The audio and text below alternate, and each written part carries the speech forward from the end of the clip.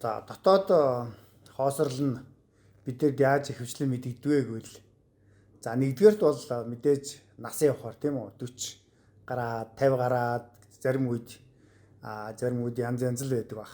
Нэг тийм гаднах зүйл нь бүх юм бэлэн болцсон тий одоо байртай бол байртай хүүхдүүдтэй ажил төрөл нь тэгцэрсэн үед бид нар нэг тийм хоосон мэдрэгддэг тийм үү. Нэг л тийм зөний гонигтай ч юм шиг. Эсвэл нэг зориг нь одоо ингээд зоригтой хүрээд гаццсан юм шиг, зогсцсон юм шиг. За энэ үед бид нар бас нэг дотоод хоосролыг мэдэрдэг.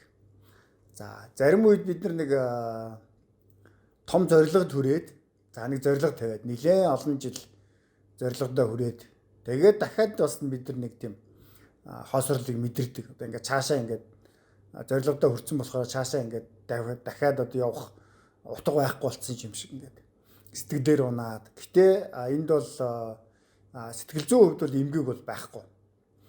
Бүр нават буюу гүн сэтгэлийн хямралын одоо илэрхийллүүд энд бол байхгүй. Зүгээр л бид нар нэг тийм дотооддоо нэг тийм сонин санаа алдаад нэг хоосон эргээд идэг.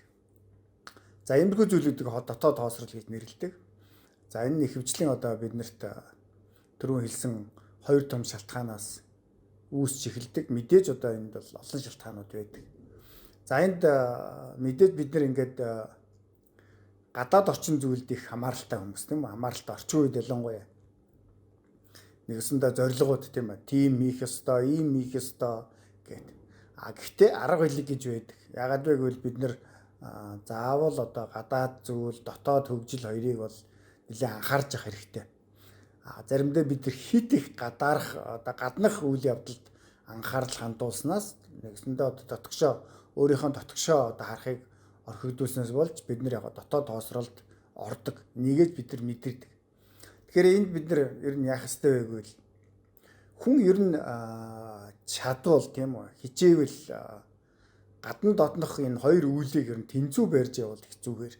За ялангуяа тэнцүү барьж чаддгүй маа гэхэд энэ дотоод үйл явдлыг ер нь нэг жах анзаарч байхгүй бол зарим тохиолдолд энэ 40 хүрээд ч юм уу 40-ны нилээн гараад тийм үү гинт ухаардаг. Нэгсэндээ одоо миний одоо явах цаг боллоо ч гэдэг юм уу тийм үү. Би одоо нилээн их юм хийж бүтээлээ. Харин би одоо энэ өөрөө би одоо яах вэ цаашаа гэдэг. За энэ дээр бид нар нэг иймэрхүү зүйл ирдэг.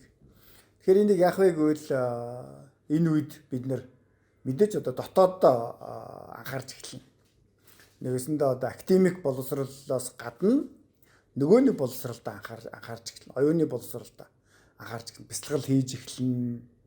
За йогоор хичээлж эхэлдэг. За янз янзын одоо шашин судалдаг. Энэ бол болох зүйл. Гэтэ ерөнхийдөө бол бид нар бол ер нь юун дээр их анхаарах вэ гэвэл биднэрт хамгийн чухал зүйл байдаг тийм үү? Амьсгал.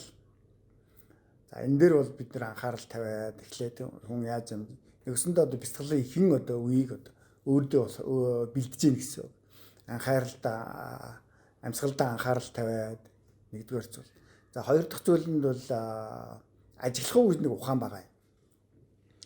Тэгэхээр мэдээж одоо энэ уцаа одоо маажаад уцаа ажиглах биш.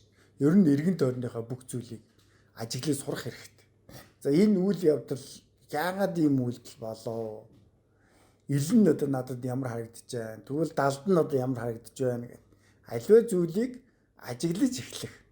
За эхнийх нь бол аливаа одоо өөрт байгаа амьсгалыг буюу бяцлал хийх эхний одоо анхан шатны зүйлсийг цуглуулах хэрэгтэй, хоригдлуулах хэрэгтэй. Хоёр дахь нь бол ажиглах, эргэн тойрноо. За энэ үйл явдал яаж ингэж бий болж байна, яаж ингэж байна. Энэ хоёр их чухал. Ягаад гэвэл дараагийн нэг зүйл байгаа. За гурав дахь зүйл нь мэдээж одоо бид нэр дотоод руугаа одоо шилжих гэж байгаа юм чинь энэ ганцаар байх буюу одоо өөрийнхөө биетэй хамт байх гэдэг энэ зүйлийг одоо бэлдэж хийж ирэх хэрэгтэй. Ягаад гэвэл маш олон жил бид нэр гадны үнэлгээ эсвэл одоо бусад хүмүүсүүдийн үнэлгээнд бид нэр өөрийгөө одоо үнэлж ирсэн байдаг. Ер нь бол өөрсдийнхөө үн цэнийг гадны үнэлгээнээс болж гадны үнэлгээнд бид нарыг харьцуулж, дөрөөлж тэднэрт их тулгуурлаж тавьсан байдаг. Гэтэл энэ нь одоо ингээд жил хугацаанд ингээд алга болоод ирэхэд одоо тэр хүчин зүйлүүд багасаад ирэхээр бид нар яг дотоод одоо үн цэнийг заавал хөгжүүлэх, энэ дотоод үн цэнээ өөрөө заавал мэдэх чухал хэрэгцээ байдаг. Тэгэх юм бол энэ хэрэгцээг одоо бид нар яаж өөртөө хөгжүүлэх вэ гэвэл ерөөсөө л өөртөөгөө л байх хэрэгтэй. Нэгэсэнд одоо ганцаард сурах хэрэгтэй. Ганцаараа байх хэрэгтэй. Энэ урлагт одоо бид нар суралцах хэрэгтэй. Энэ урлаг биднийг бол эхлээд бол жаахан хэцүү байж магадгүй. Ягаад гэвэл бүх хүчин зүйл гадаа байсан юм чинь гаднах зүйлээс дотоод руугаа шилжгээд бол нэг тийм амар биш санагддаг. Гэхдээ бид нар ганцаараа буюу өөртөөгөө байгаад эхлэхээр бид нар энэ түрүүний хэлсэн тийм үү бясалгалын одоо ихэнх шатныг тавих, ажиглахын ухааныг өөртөө суулгах ийг одоо хөдөн жившүүрээд эхэлнэ. Тэгэхгүй энд гурав байхгүйгээр бид нар одоо энэ дотоод ертөнцийг одоо хөгжүүлэх эсвэл одоо дотоод хоосролыг ямар нэг юмар дүүргэн гэдэг бол хүнд асуудал болчихно. Тэгэхээр бид нар гаднах орчноо одоо нэлээд болгочихсон, эмх цэгцэндээ оруулчихсан, зэгцэлсэн үед зарим нэг хүмүүст ийм зүйл тохиолддог. Нэгсэндээ одоо дотоос хоосрол гэдэг. Тэр үед хүмүүсүүд ер нь харж байхад ажиглаж байхад янз янзын тиймрүү тэмүүлж байдаг.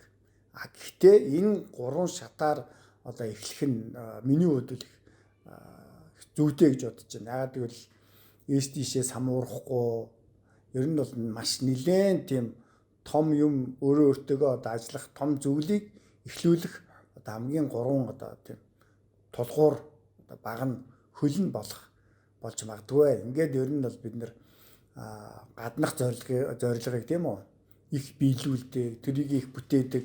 Харин дотоод ертөнц, дотоод зорилгодоо бол бид нар бол их анхаарал хандуулдаг. Хэрвээ одоо биднэрт ингээд дотоод хоосролт бий болж байгаа бол энэ бол дохио биднэрт маш том дохио гэж байгаа гэсэн.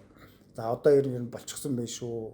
Одоо энэ дотгошоогоо хандахгүй бол болохоо байлаа. Гэхдээ энэ зүйл нь бас одоо бүх хүмүүст бас тохиолддог зүйл бас биш. Ерөөсөө л цөөхөн бүлэг хүмүүст энэ дотоод хоосрол гэдэг юм тохиолддог. Гэтэ түрүү хэлсэнтэй энэ бол ер нь бол муу зүйл биш. Зүгээр л биднэрт одоо энэ хорвоо дэлхийд яах гэж ирсэн, ямар даалгавар хийх гэж ирсэн. Ер нь бол бидний нэг тийм үндсэн одоо даалгавар тий миссия, мишн гэдэг тий тэр нь юу юм бэ гэдгийг сануулга нь ирж эхэлж байгаа л гэсэн үг. За ингээ анхаарал тавьсан баярлалаа.